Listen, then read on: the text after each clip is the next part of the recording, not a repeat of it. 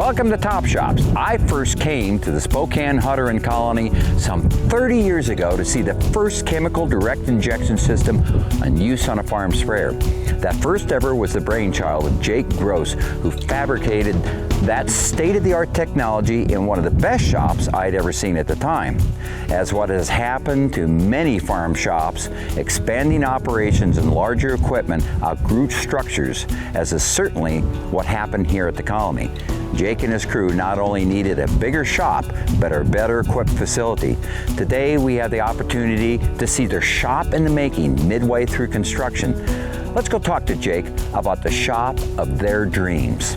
So Jake, why don't you walk us through the overall dimensions of this complex that you have here? It's 400 feet long and 140 feet wide. How did you figure out for your needs here, because you're servicing so much equipment in the colony, how did you figure out how much space you needed? Well, we all got together, and there's some guys that are better than others, and they come up with these dimensions, these sizes. We want to put in 10-ton cranes, and 70 foot is a pretty good length for an overhead crane. That's why it turned out to be a crane on that side, one on this side. It's 140 feet then. There was a lot of strategy had to go into usage of that space. It's just not the fact that you have a big shop. It's really that a big shop can be kind of worthless if you don't really think it out right. Right. So how did you divide out the space? I'm not sure if it's exactly perfect. We'll learn as we go on. Right. But it's more than just maintenance. It's going to be manufacturing. It's going to be a lot of maintenance. And in our farming, because we have so many varieties of crops, there's a lot of modifications being done to planters, potato planters, canola planters, whatever. We have like doors, 20-foot doors, 30-foot doors, and one 40-foot door where the largest implement can fit in. And the wash bay of the north side is wide enough for two semis can stand there side by side. And pass through doors at both ends. Through. You had been, we're going to show people the old shop you guys were in. And I remember the stuff that you were building everything in this place. Right. So was this kind of the shop of your dreams eventually to have? Exactly. It's been a 50-year waiting period to see a shop like that. We can go in the wintertime, it's nice and warm. You can hardly need coveralls. Yeah. And do whatever you want to do. Yeah. We got plasma cutters, we got CNC milling machines, and things like that. If someone really wants to gear up, one of my young men wants to go into machining, here's the opportunity. Jake and his family spend considerable time on door widths and placement so as to create both multiple work bays and pass-through equipment flow. You've got this large area here with a combination of doors. Mm-hmm. How did you figure out what doors to use? Is it in relationship to the work bays you wanted to create? Well, not so much as just for the fact of having them. Okay. You know, the wider the door, the bigger the cost.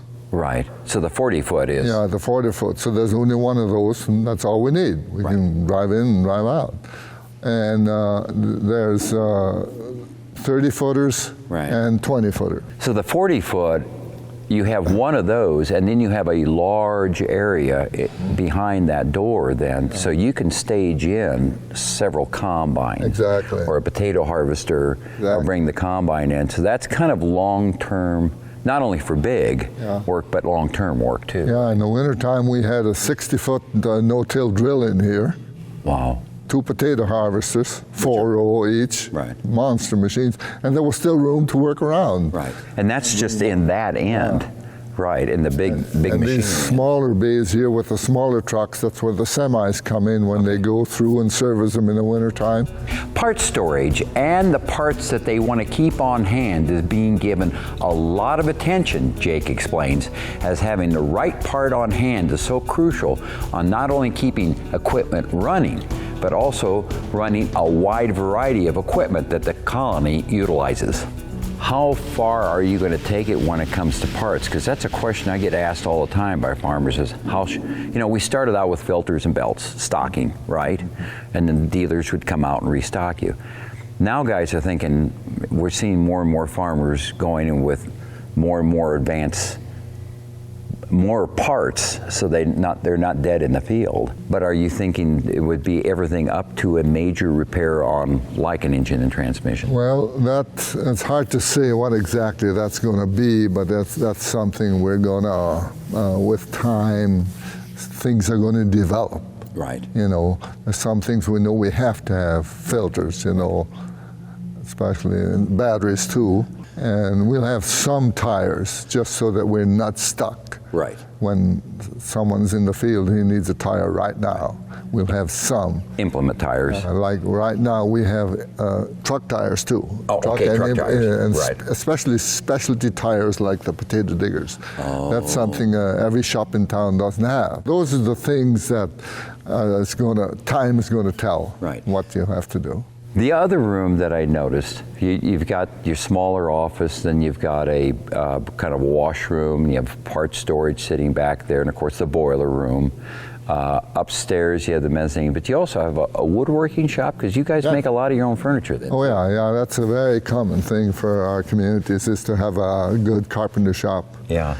Yeah, it'll be set up with some modern equipment for machining wood. Structure is a little atypical what you find in farm shops. Concrete walls, and you got of course a metal roof on the top. We're talking a flat roof on that. Concrete walls, that's a little bit more investment. Yeah. Why did you go with the concrete? The durability? It's got to last.